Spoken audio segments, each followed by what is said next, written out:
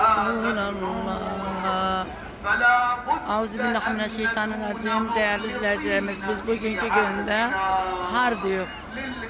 Ağa Məbəlfəzin Fəratının kənarında.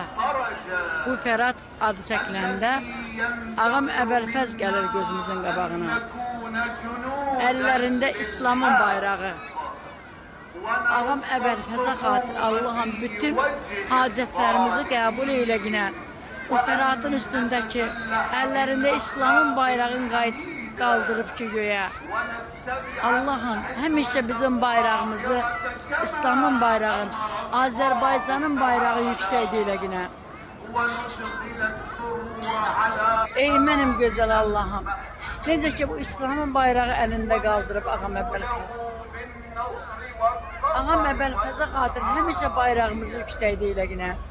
Azərbaycanın bayrağı, Müsəlman bayrağı, İslamın bayrağını həmişə yüksək deyilə günə. Ya Allah. Ağam Əbəlfəzə xatir cəmi hacətlərimizi ali dərəcədə qəbul eylə günə. Tanıdığımız, tanımadığımız cəmi xəstələrimizə şəfa ver günə.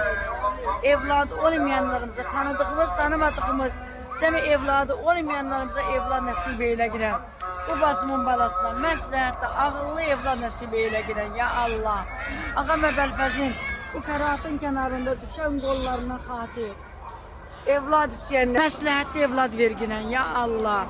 Bu sahib zaman ağamın bu yerlərdə göründüyü günlərinə xatir.